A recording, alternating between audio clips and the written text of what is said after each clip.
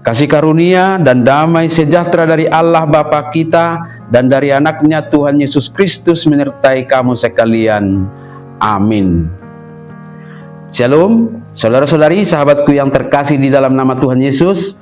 Firman Tuhan yang menyapa kita di awal minggu ini, hari Senin tanggal 8 Juni 2026, tertulis di dalam Injil Lukas pasal 15 ayat 10.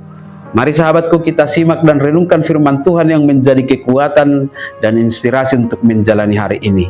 Demikian, aku berkata kepadamu, demikian juga akan ada sukacita pada malaikat-malaikat Allah karena satu orang berdosa yang bertobat. Hudok matuhamu sumatusido masa lasniroha di jolon yak kasuru-suruan di debata mida sahalak si pardosa na pau bahor rohana. Demikian firman Tuhan. Saudara-saudari, sahabat renungan harian yang dikasihi Tuhan Allah, sampai saat ini kita masih diperhadapkan dengan adanya sikap eksklusif dalam beragama, yang merasa lebih benar, merasa lebih suci, dan merasa lebih layak di hadapan Tuhan. Dan sikap ini secara otomatis menjadi senjata untuk menghakimi orang lain. Sehingga ketika seseorang jatuh ke dalam dosa atau hidupnya sudah jauh dari Tuhan, orang-orang sekitarnya sangat mudah menghakimi dan memberi label orang berdosa, serta menganggap hidupnya sudah tidak berarti.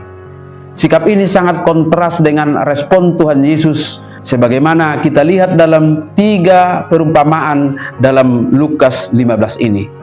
Secara khusus dalam Lukas 15 ayat 10, Yesus menunjukkan betapa berharganya satu jiwa bagi Allah yang dikisahkan lewat perumpamaan dirham yang hilang. Bagi Yesus, setiap orang adalah sama. Apakah kaya atau miskin? Apakah dia pejabat atau hanya rakyat jelata?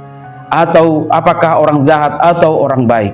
Masing-masing memiliki satu roh atau satu jiwa yang harus diselamatkan.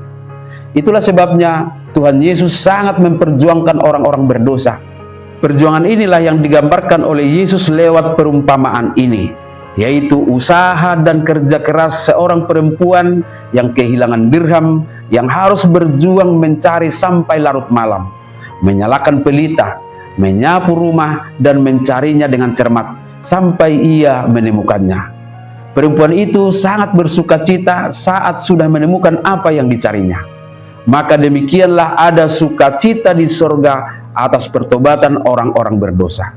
Sahabatku semua, hari ini mungkin ada di antara keluarga kita atau teman dekat, atau mungkin saja kita sendiri mulai jauh dari Tuhan karena kesibukan, karena kekecewaan atas kehidupan yang sulit, atau luka hati yang membuat kita menyimpan dendam, atau mungkin saja dosa yang dipelihara dan sepertinya sulit dilepas oleh karena kehidupan yang sulit. Tuhan tetap setia dan masih menantikan kita kembali. Dia memanggil kita dengan kasih-Nya, karena siapapun kita dan bagaimana status kita di dunia sosial kita, kita semua berharga di mata Tuhan. Jangan pernah merasa tidak layak dan sudah pasti ditolak. Tuhan terus membuka tangannya untuk menerima siapapun yang mau bertobat. Ada sukacita di sorga atas pertobatan kita. Dan di pihak lain, kita sebagai orang-orang percaya juga dipanggil untuk memiliki hati seperti Tuhan.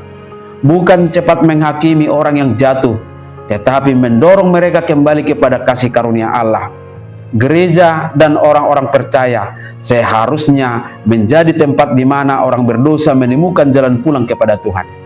Jika Tuhan begitu mengasihi orang-orang berdosa dan menghendaki pertobatan, baiklah sahabatku semua, kita menunjukkan cinta kasih Kristus supaya kita bersama-sama menjadi pewaris sukacita surgawi yang sudah disediakan Tuhan Allah bagi orang-orang yang berdosa yang mau bertobat dan meninggalkan dosanya. Amin. Selamat beraktivitas, Tuhan memberkati.